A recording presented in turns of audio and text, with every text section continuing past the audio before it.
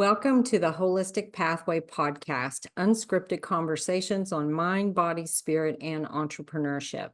A new video series podcast where we dive deep into the holistic integration of life and business. I am Tammy Coyne, your holistic alchemist, helping you change pain into possibilities and possibilities into purpose. Super excited today to have our featured guest, which is Nicole Aguilar. And Nicole is a creative and deep thinker who challenges societal and spiritual constructs surrounding relationships with unique, thought-provoking perspectives. Profoundly empathic and analytical, she seeks to reframe and expand the spiritual and psychological practices required to foster and nurture healthier, more supportive connections with ourselves, others, nature, and the universe. Nicole believes that developing self-awareness is the first step to higher consciousness and deeper connections. I'm so excited to have Nicole with us today. I hope you will stay tuned and we will see you soon. All right, yay. So Nicole, hello, and thank you so much for being here. I can't believe, I think we've been hanging out online together for at least a couple of years, and this is our first chance to actually have a conversation. So I'm really excited to have you here. How are you? I'm good. I'm excited to be here. Definitely one of those days where I didn't sleep well last night, and then not forcing myself to show up in a specific way was really important today, which is why it's like wet hair don't care. Like let's be real from the get-go. Love it. I love it. In fact, when I'm working with private clients, my program is called Unboxing Your Authentic Self. And, it's like, I believe that being authentic is really about getting to know who you are, and I've had questions with people before, like we talked a little bit. I've got makeup on today. I don't always have makeup. I don't care if I have makeup or not. It's if makeup becomes a mask for you, okay, well then, there's a situation. But if it's one of those things that you wear it or you don't, or your hair is done or it isn't, it's like, who are you and how are you feeling, and show up as you, and we have different versions of us every minute of the day, I'm thinking. No, that's 100% true. And that's something that I've realized over the past couple of years is we're all so multi-dimensional, but sometimes people do put themselves into that box and Yeah. you become sort of this like singular note when you're really a symphony. And for me personally, I realized that a lot of what I was forcing myself to do every day as ritual, which is hair done, makeup, in the perfect outfit, Yeah. became performative. Yeah. And it's been really refreshing to me, at least, to have those days where, like, I don't want to adult today. I don't need to look like a model today. I'm going to put my sweatpants on and I feel good about that because my being needs comfort, needs to be completely natural, Yeah. and that's okay. I Totally. think that a lot of times, even as women, like you get very into those superficial rituals as something that needs to be done.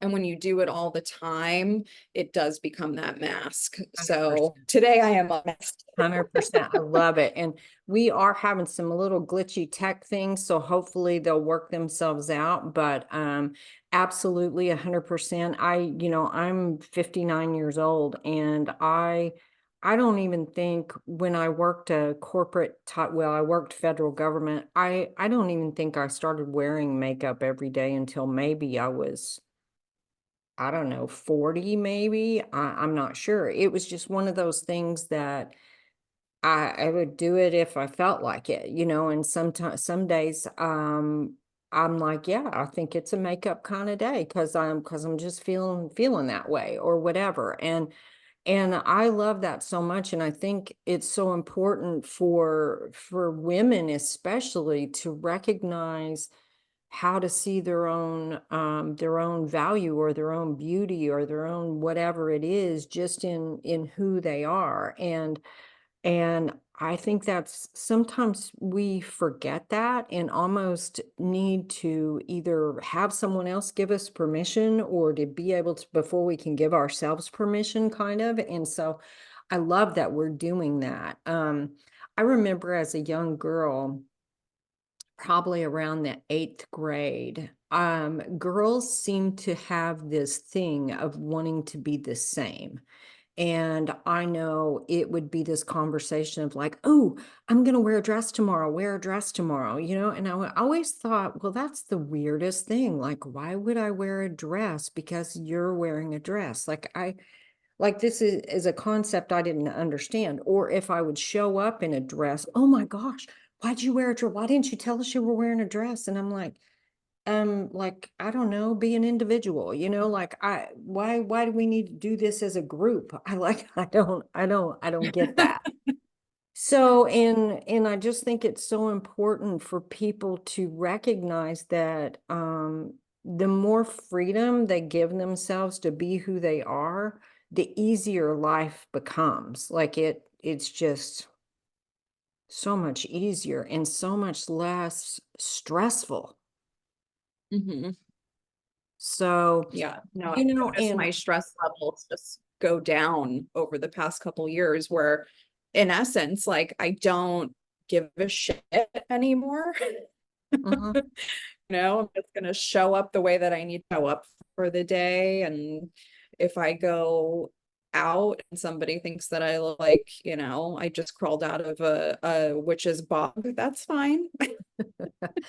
Yeah, for sure. You know, and that's the thing. And because where I gauge things is not what I think other people are going to think.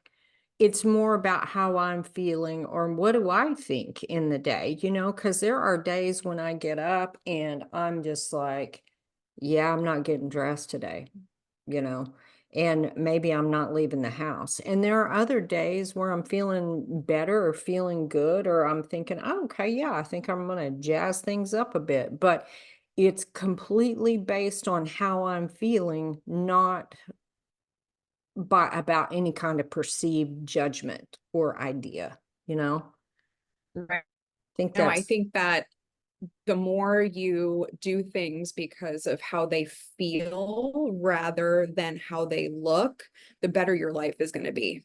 1,000%. I agree. And that's part of like this podcast. The whole thing about it is, you know, I've shared with the guests, like this was never meant to be an interview. This was meant for us to, you know, maybe we don't have the ability to go out and have lunch together, but we can kind of just the vibe of like we're out having lunch and someone's actually getting to sort of listen in on kind of behind the scenes conversations. And you just never know where it's going to go because the holistic pathway to me is about healing and it's about personal development and it's about growth and it's about, you know, how did you get from there to here and how do you live your life? Because sometimes we get into this lifestyle that we have and other people think we just, you know, sort of came out of the box that way. You know, well, my life wasn't always this way. I mean, I was a heavy smoker. I,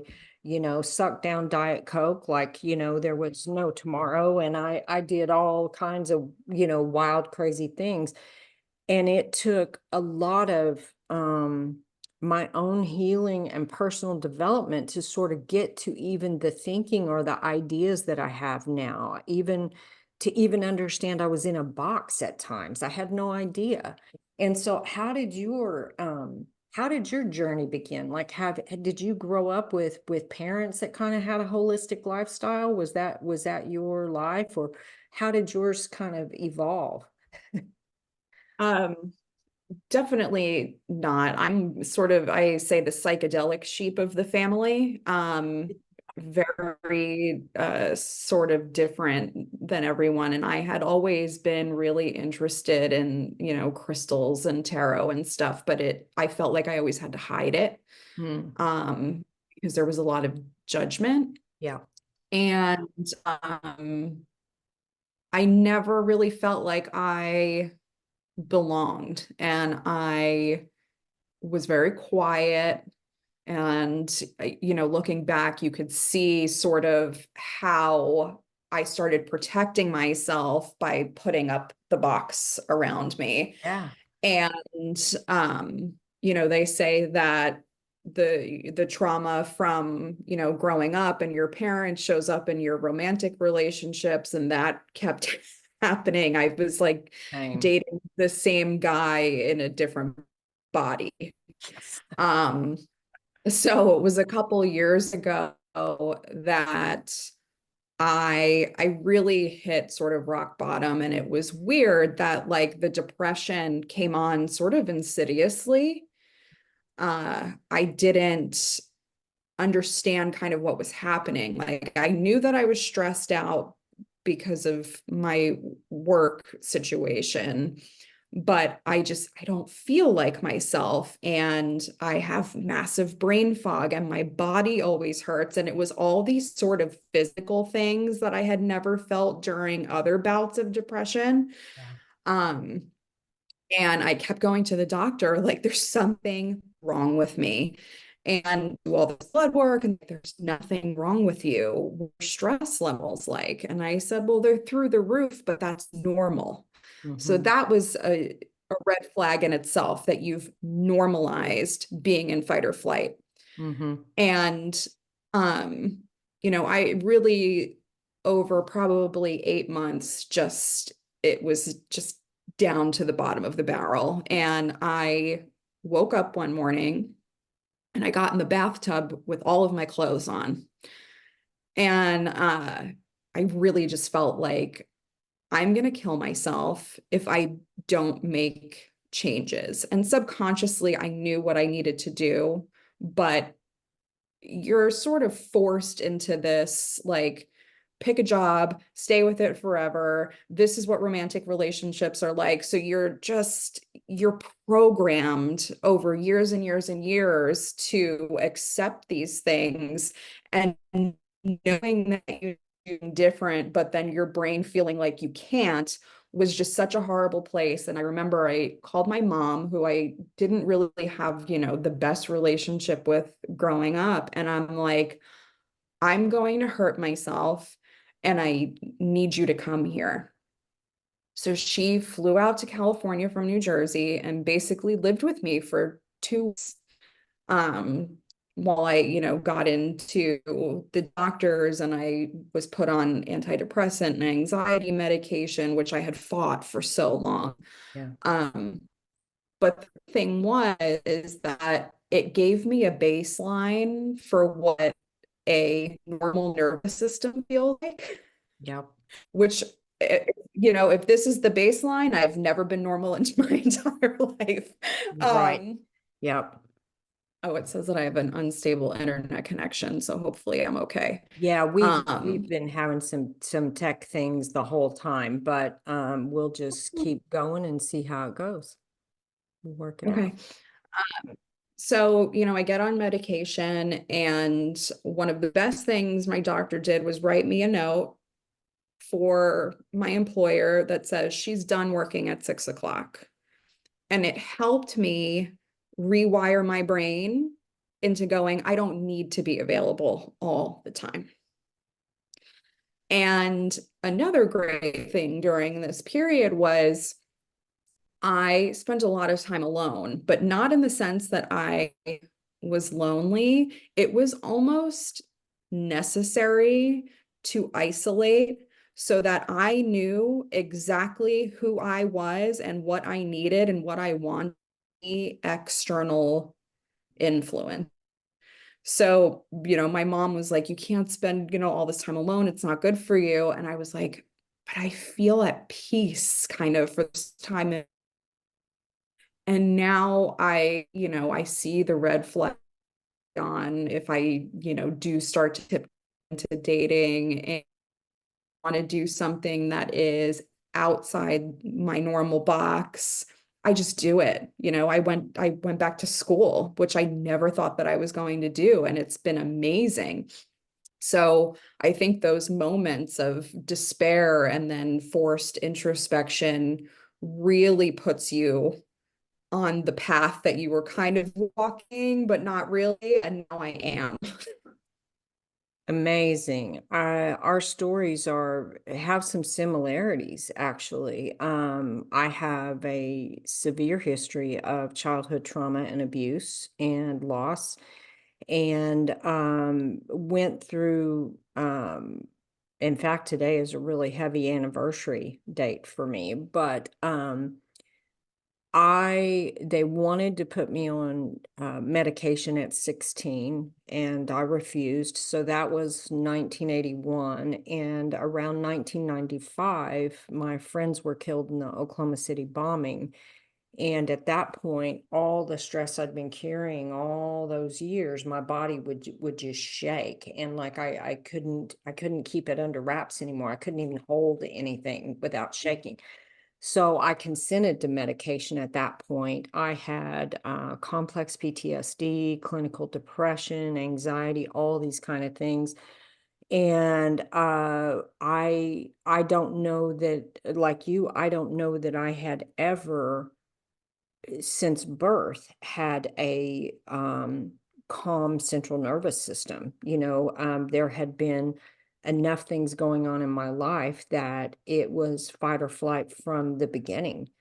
And so I never knew what that was like. And so once I went on the medication, it was almost like I was tranquilized at times because there was such a heavy dose to keep me feeling okay. And that went on for years. And 2002, I began to learn about the mind-body connection because my body started to shut down. I started to have all these physical issues. And so then it was, and that's part of what I've tried to help people understand is how much these unhealed wounds show up in every aspect of our life, show up in our appearance, show up in our physical health, our emotional health, in our relationships, in our jobs, in our money, in how this like literally everything. And people are looking here and here and here and here. And really, if we can hone it in, there are some ways and some things that I do with people where we find out exactly what's underneath it, that root, and you start to clear that stuff away for you. One, I'm super happy that your mom heard your call. Well, one, I'm super happy and thrilled that you had the strength to even let someone know what was going on, because I've gone through similar things and nobody knew what was going on. And I'm really happy that someone heard you, that someone heard you, were able to help you. And the other challenging thing on this path too is a lot of times when people start going through spiritual awakening, they will experience dark night of the soul, which actually feels a lot like depression, can look like depression, but it's different, and it's really hard to explain how it's different until people start to go through it. And that's the thing I think that's so crucial, is for people to understand. A lot of us, this holistic path wasn't a necessarily a choice. It was almost like forced into it because the life that we had, the life we were living, just wasn't working anymore. And what they were offering in traditional things, Western medicine, or I spent even 30 years in counseling, whatever it is, just isn't getting you moving to the direction you want to move to. Do you find that to be kind of the same on Oh, you? yeah. When looking back at it, was definitely Dark Night of the Soul, where you know what you want and what you would need to do. And again, with like your programming not allowing you to really step into that, and you get dragged at a certain point. Like the universe is giving you all these little hints and you're, ignoring them or not doing what you're supposed to be doing. And then you get slapped down and dragged into sort of your purpose. And that's exactly what happened. 100%. And I love when I was reading your bio, just kind of just who you are and a bit more about you. I know, again, we've sort of just kind of, I don't even know how we came together. Actually, it's the weird world of the internet, where sometimes I don't even know totally how I came together with a person, but I always think it's this divine connection that allowed us to cross paths. And I know I've felt this sort of interesting connection to you for a long time, even though we've never had like, this is our first time to ever even be face to face with each other, I think. And I love your thoughts and I love your views on things. And then I've seen, I guess, your website, right, where you've got a business that you're working on too. So I'd love to hear more about that.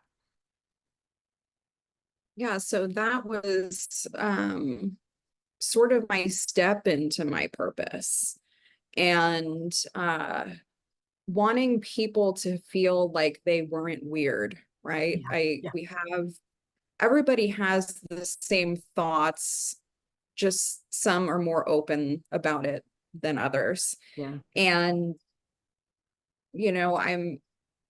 I think at my foundation, I'm a writer. So a lot of what you see on the website is, my writing about various topics. And then I, got into Reiki healing and, all of these sort of modalities that I can use to help people get to where they need to be. Yeah. And it's been really rewarding to see, the feedback that I get. And everyone's different too. And that's what I like about people that are sort of on the holistic path, is that there there's a person for everybody out there. So if you don't align with the way that I write, or the way that I approach sort of spiritual wellness or intentional living, then maybe Tammy, or maybe this person over here. And there's space for everyone. And that's what I really love about, people that are into holistic wellness and spirituality, is that we all sort of face it and have different perspectives that by and large are the same, Yeah. but how it's framed for somebody is really important. So I frame it one way, you frame it another way. And by doing that, it reaches the people that it needs to reach. So when I created Terra Ardor, that's what I was really interested in, is I don't need a large audience. I just need to reach the people that my writing and my services are going to resonate with. I love that 100%. And I've had this conversation at least on a few of the podcast episodes, is that I like to believe, at least for my path, one of my intentions is positive global impact. And so I've been excited about getting people from different states in the US, from different countries, because so for the viewers, that they can see, oh, well, maybe I'm not a weirdo. Maybe there are other weirdos like me out there. And gosh, they're all over the world, And I also, and I've said this on some episodes before, and it's probably taken out of context, where I say I don't believe in competition.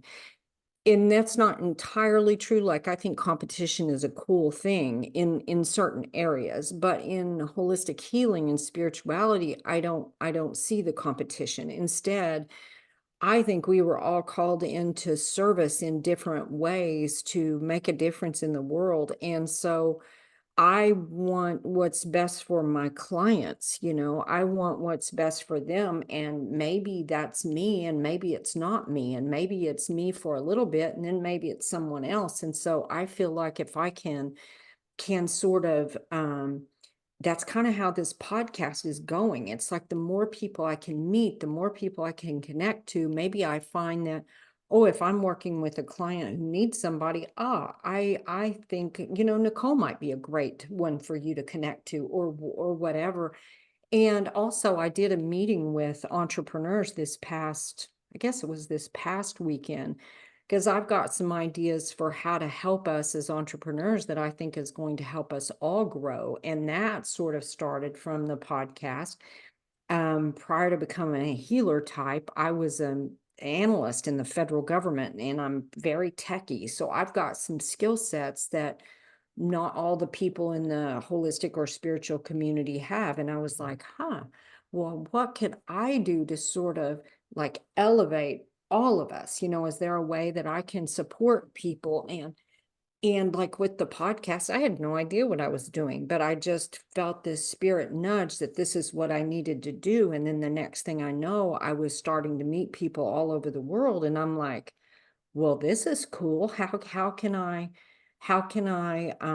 showcase these people even more? How can I let people know even more? And so I'm learning and growing the same way I'm attempting to help you guys grow, So, one thing I've always wondered is the name of your business, Terra Ardor. Like, I think that's super cool. And I'm sure you spent some time coming up with that name. How did that come to you, or what was your inspiration for that?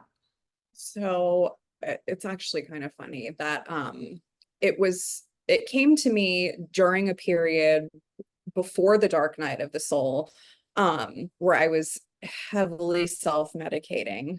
So I just remember a whiskey, a little weed, and being in bed and thinking, what is it that I'm looking for?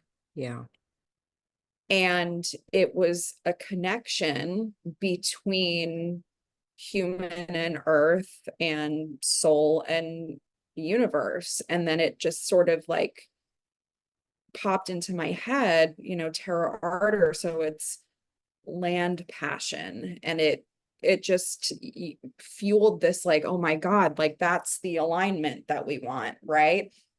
Um, and I thought that it was beautiful too, Terra Ardor. And I went with it, and it's felt right the entire time. We go through sort of periods where something feels right and it doesn't feel right. And I had a blog years ago that was called Nikki Nurtures. And at the beginning, it felt right, Yeah. but it also put me into a Yeah. box. And so anytime that I was sort of showcasing, I'm a smart aleck, I'm from New Jersey. So people would be like, well, you're acting out of character. And I'm like, well, what's the character? And then I realized that if I associate myself with just nurturing, then people are going to think that I'm like, mommy, and I Yeah. can't be sassy, and all that. And it just didn't work. And one of the things that I wanted about Terra Ardor is that, yes, it is very much my perspectives, but it's something separate of me as well. It's not about me. So it gives me that freedom to be myself and have this sort of external business, which is very much a part of me, but it isn't me. And it didn't feel like it put me into a box at all. So I love hopefully it that. stays that way. I love that. And it made me think of during part of my healing arts education, I did a little bit with polarity, the modality polarity, and the founder of that is Dr. Oliver Stone. And that's where as above, so below comes from. And so when you were speaking about that, that's exactly what came to mind, as above, so below. And I was like, that's beautiful. I love that so much. And I also loved what you said, because as we're sort of honing and developing on this, because not everybody who begins a holistic path moves on into their purpose. Some, and purpose being as an entrepreneur, some do, some don't. And I'm really get excited about those who start to get out of the problems into the possibilities and into the purpose. Like that's the whole part of what I'm trying to do, because I think once we can step into these bigger roles that we have and start to uncover these different parts of us, it's so exciting. It's like it can turn this ordinary, mundane feeling life into adventure. And I've been thinking about this for a long time, because nothing really fit me. Nothing really seemed to fully encompass me. And I remember when I was pretty deep into my holistic journey, my son said to me one day, he's like, "Where'd my mom go?" And I was like, "What do you mean?" And he's like, "My mom is a badass." He said, "And all of a sudden you seem so passive. Like, I don't know what's going on."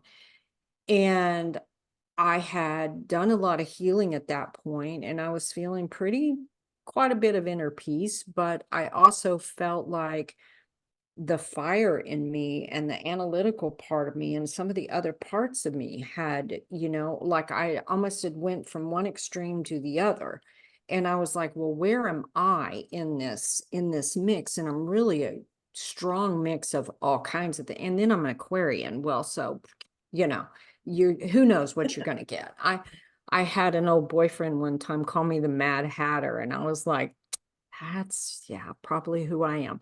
So so it's like, how can you show up? And with what I'm doing in the world, um, it's all 100% me. I even moved away from the name of a business. The name of the business I had was with my husband, who's no longer my husband anymore. And so I had to move away from that name and just really became my name. And I was like, okay, well, I'm going to show up however I show up. You never know which version of me is going to show up, because there's many of us in living in here, you know?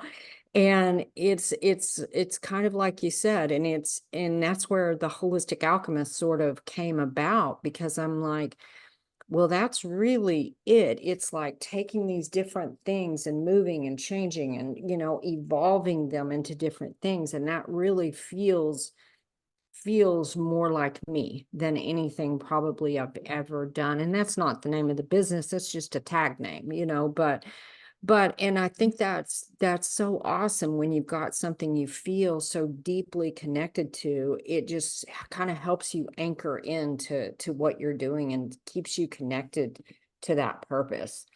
And you do products Yeah, too, right? Don't you I do products do. too? Like that sort of the artist side of me gets to come out. So I do design yoga mats. And I had candles at one point, so we'll bring those back as well for like new moon and full moon Oh, ceremonies. Um, and whatever else I decide, I kind of just, if something calls to me, I do it. I have a question about purpose though, because we do talk about it a lot. yeah. And it's something that I've thought about for a while now that I'm like calm and even is, do you think that sometimes your purpose is to just exist Sometimes I do. and not you don't need to do anything other than, enjoy the life around you, grow your food, have time with family, and just be, that's your purpose for life. 100% I do. And that's the thing that I was having a conversation similar to that recently. It's like, oh, maybe an recent episode that won't air for another couple of months, but that's kind of what we were talking about, because sometimes people on a holistic path or a spiritual path often think that that means there'll be a healer type, or maybe you're going to be a practitioner, or maybe you're going to do whatever. And the thing about it is that's not necessarily the path for everybody. to me, that purpose, your purpose is when you feel very aligned within yourself. You feel like you're doing the life that feels like you were meant to live, whatever that is. And now, I've said with some of my clients before, and I've used the analogy that imagine everybody on the earth incarnated and they're a caterpillar, but there are some of you who are here to be butterflies. And if you're here to be a caterpillar and you feel content being the caterpillar, cool.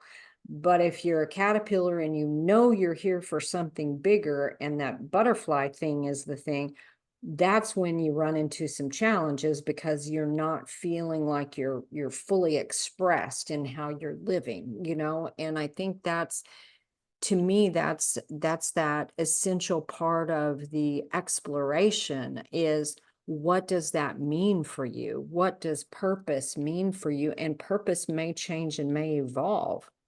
There was a time where my purpose was taking care of my kids. That was my purpose. And then, and yet always somewhere else, I knew that there was something else I was supposed to be doing. I could feel it. I could feel it pulling. I could feel it calling. And so I think that's the thing with the purpose is like, what's going on with you on the inside? And do you feel like you are living that life that feels on purpose for you? What do you think about that? Oh, I think yeah, that sort of relates what I had been, sort of pondering over the past couple weeks. I feel very analytical. I'm a Virgo rising. And Scorpio, Sun, Gemini, Moon. I feel like the Virgo rising is the only thing that keeps me from becoming a complete psychopath. But I like to be able to ground spirituality. Sometimes we get very meta. Yeah. And it kind of pulls people in and it makes them realize sort of what that mind body connection is, right? Like you will feel it if you're meant to be doing it. You will feel it if you're not meant to be doing it. And it's up to you to kind of answer that call. And what I've seen lately, sort of studying in my master's, is like, how do we unplug from the mix? How do we interact with these institutions that are fabricated, right? Capitalism, money, time is essentially an illusion. How do we show up for these things without them devouring us? Yeah. So that's kind of where I look into that purpose of like, maybe we're just meant to sit on a beach with our boobs out, drinking some water, maybe a coconut, and watching the waves. Like if we're so far out of our nature, right? Not everybody is going to be a healer. Maybe you're just that person on the beach, and that's okay. Yeah. No, I love that so much because I think that's the thing that started really surfacing for me because again, I was in the federal government, I was an analyst, I did these things, and there were part of that felt very connected to me, but yet part of it really didn't feel connected to me at all. Then I have a master's in counseling, and then I did all these healing modalities, and I think I'm supposed to be a practitioner, and I'm trying to do these different things. And I was like, well, yeah, okay, that's awesome. And yet something still doesn't feel quite aligned for me. Like what is it? Well, when I started doing the podcast and when I started, and I make a lot of my own like little, images or whatever, and I do these things, I do these techie things, and I've run some challenges online, and you start to sort of, so almost like a Rubik's Cube, you start trying to move it around a little bit. And I'm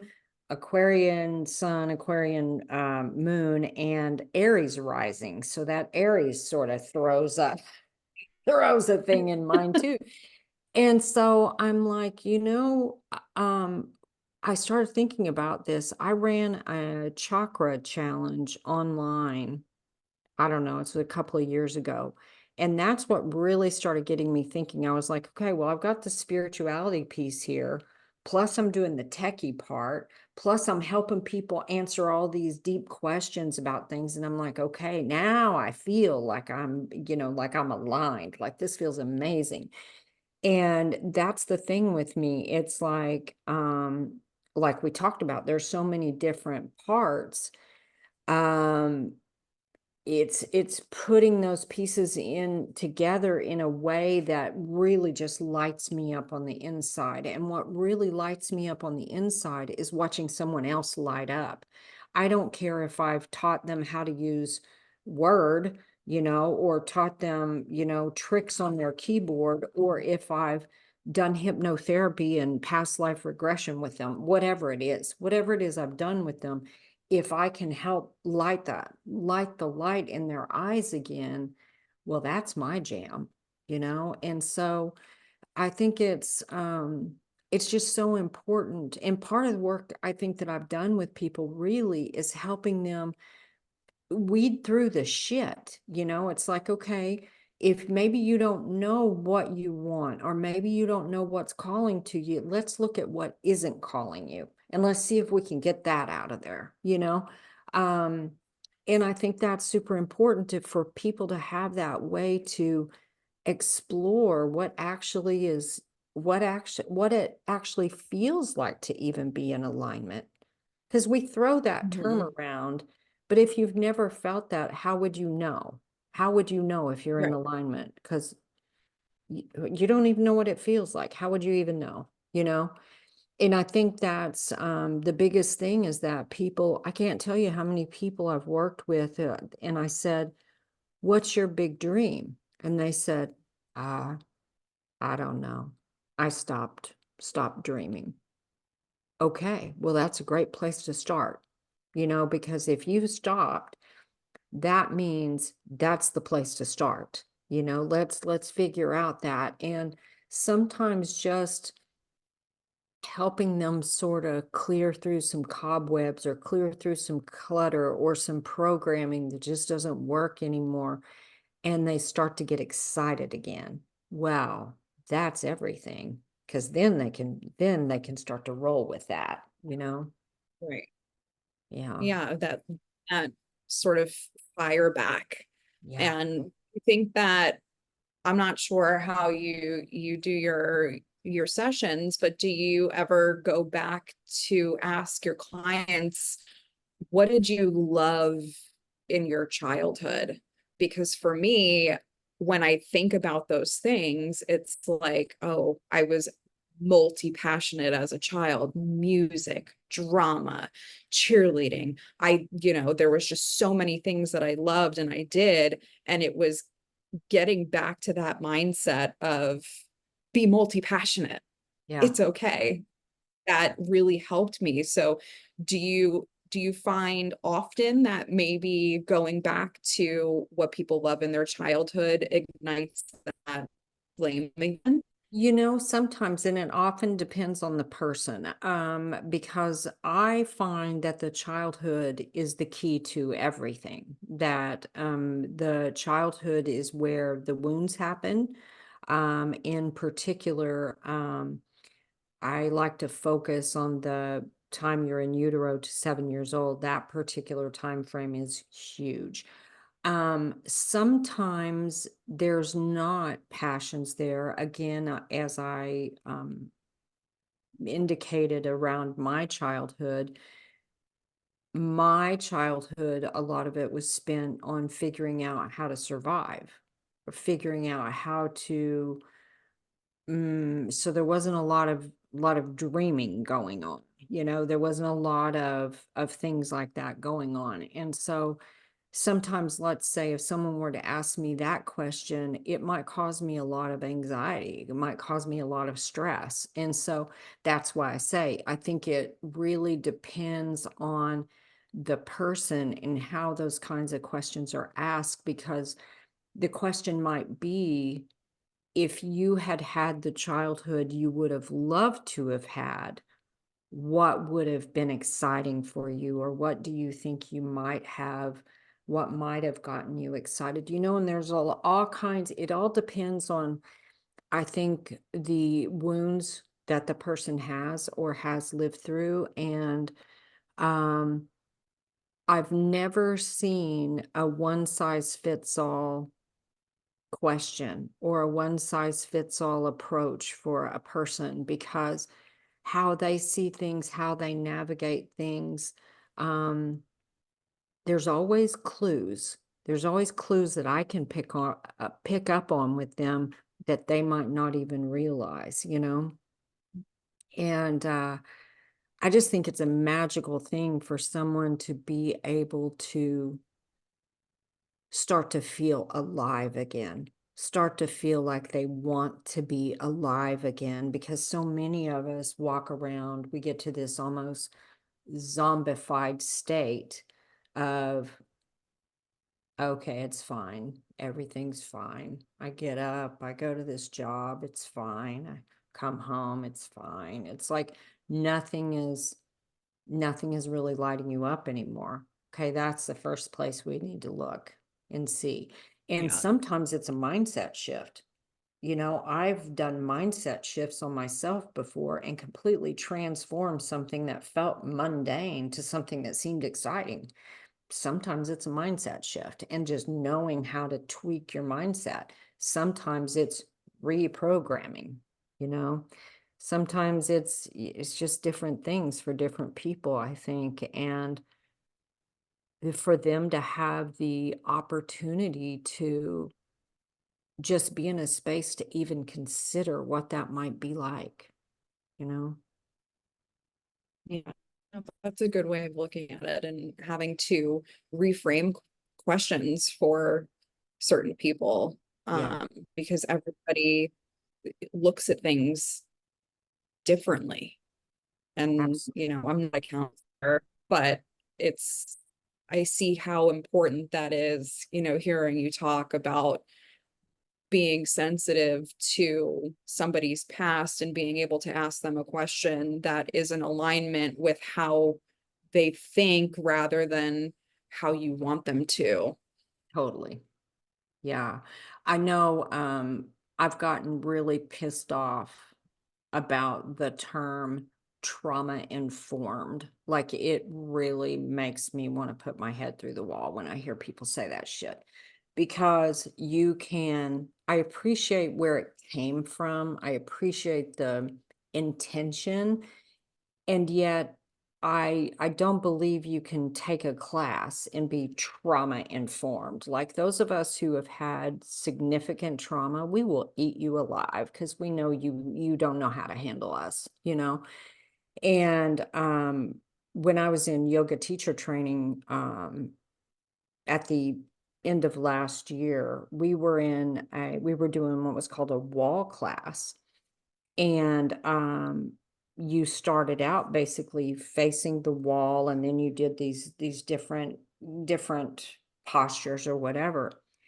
I have healed nearly all my triggers, and all of a sudden I was triggered, and I just sat down. And my one of my instructors came over to me and he said, "Are you okay?" I said, "Yep." I said, "I'm triggered pretty hard right now and I just need to sit down." And he said, "Okay."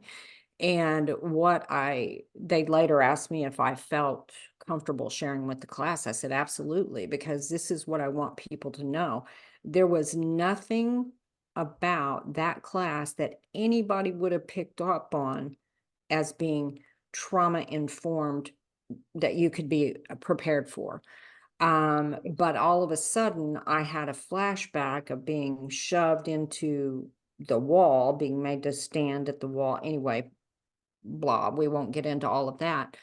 But I felt myself getting hot. I felt myself getting panicky. And as a child, I wouldn't have been able to retreat. I would have had to have stayed there. And in this day, I thought, you know what? I'm going to take my damn power back and I'm going to sit my ass on the floor. How about that? And, Love that.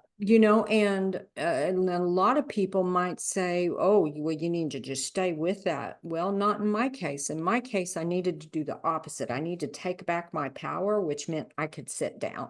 I could walk out. I could do whatever it was I was going to do. But there was nothing you can teach someone about trauma informed that would have prepared them for what I was experiencing. That's where sometimes I think they go overboard with the sensitivity on stuff that you're like, okay, you've sort of beat this into the ground, and yet there's other things you're completely missing.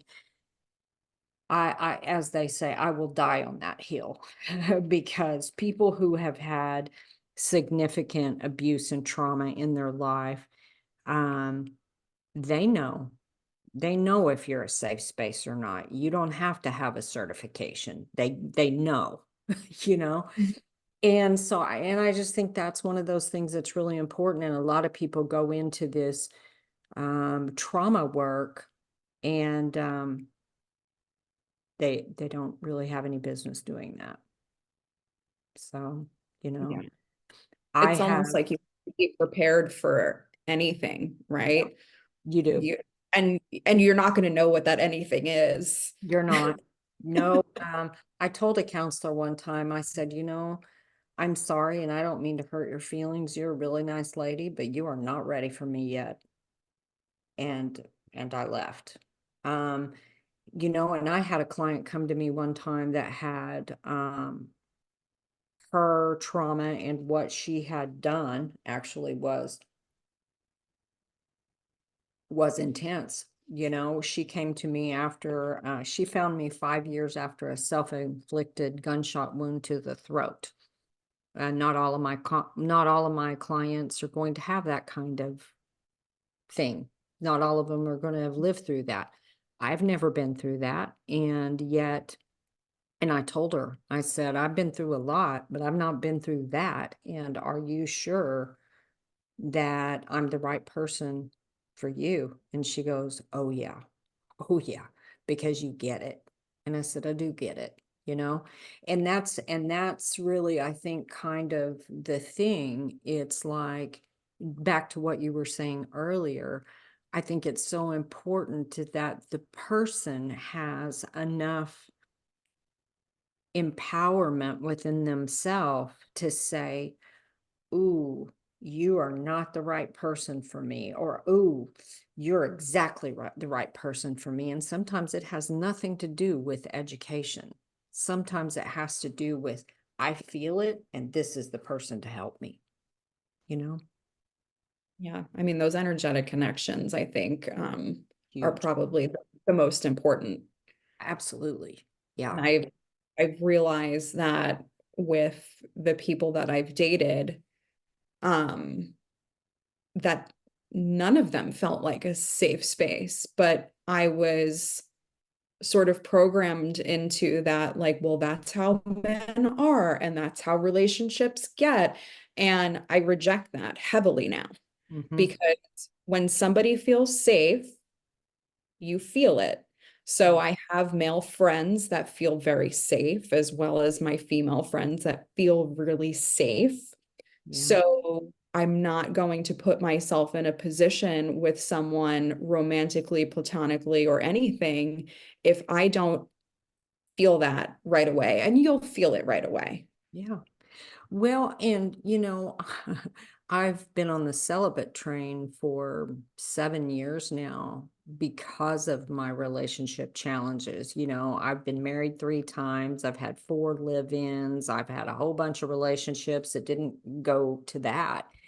And I realized that in order for me to really heal this stuff, I need to just back away from all of it for a while and really work on the things that were causing me to pick these kinds of relationships. Because I would find and most of the relationships I would pick, they weren't super multi-dimensional. You know, they kind of had and maybe they were, but not a lot. And so I would put all of me into whatever I could do to sort of fit into this relationship until it started to drive me nuts and the rest of me started, to come out. And I think it's just so important to be able to know yourself enough to go, you know what?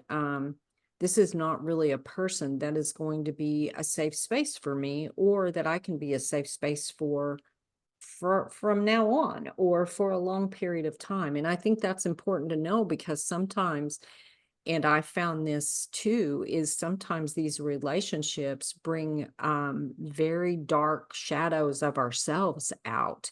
And we go, oh my God, where did that come from? Because I've never acted like that with another person, and sometimes I think, and relationships are really the healing ground, because you can unearth all kinds of crap about yourself in relationships. And so I've been toying with that idea lately of, am I ready to kind of dip a toe back into that again? I don't know, because I've done so much healing, and where I'm at this point now, I wouldn't even know where to begin to look for someone. I said, when I was swam in the dysfunction pool, shoot, I could just jump right back in and pick a date.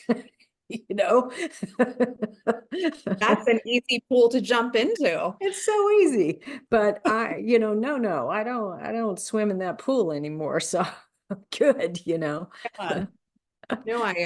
I've been single and celibate for about 2 years. Wow. And that same thing of like, I'm a very romantic person. Scorpio, Venus, Pisces descendant. Oh So yeah, y'all are lovers. Woo. rose-colored glasses when I'm in a relationship. And there's part of me that misses that essence. Yeah. Um, but I will need somebody extraordinary Yeah. to go back into the pool. And I know immediately now when somebody's just not for me. Yeah. So Well, and I I'm think that's critical. The more you, the more oh yeah, no, this is not going to work, or this person would be fine to have a lunch with once every 6 months, but we're good beyond that. Or, oh yeah, I think there's yeah, I'd love to have this person as my confidant and companion in different things. I think that's a huge thing, and getting to that place, I think, is a celebration. When you recognize, okay, I'm not going to have to keep making these same mistakes anymore. Awesome. Cool. Let me move past that. So I love that. peace is just more important than anyone else, and it's been difficult getting there because I've been in long-term relationships back to back to back. And Yeah. now I'm like, no, I don't want anybody, because you come in and you start making waves in my pool, I'm going to knock you out. Yeah, I know. And I think that's super important again to know. It's like every time I think about it, I'm like, I have to remember it's not the old me going out doing this now. I'm at a completely different place in my life. The way that I live is very weird compared to most people, and it's like those are things that I have to be conscious of. I'm willing to make compromises that are empowering for both people, but I'm not willing to compromise who I am anymore. Right. You know, Yeah. golly. Well, we are just totally, I think we could hang out and chat forever, and it looks like we're coming up on our time. Is there any kind of last thoughts or final thoughts you have that you wanted to share about you or anything you're doing or anything? I think that just holistically, for anyone that's listening that wants to, better themselves and either just find peace and happiness or get to a purpose, whatever it is really understanding that there is no one size fits all. And there's just a plethora of ways to go about things, and knowing what's in alignment with you and what's not, and honoring that and upholding your values, I think is a great foundation. Like, don't, if you're not a yogi, don't force yourself to go to yoga. Like, it doesn't make you less spiritual than, someone else. And just really sort of catch yourself when you're getting into the it needs to look a certain way, and like refocus on, no, it needs to feel a certain way for me. Percent. Love that. Thank you so much for bringing that. And for those of you listening, thank you so much for watching the Holistic Pathway podcast, where we do unscripted conversations. They're uploaded on the YouTube channel every Saturday. Thank you so much for being with us, and we'll see you next time. Bye-bye.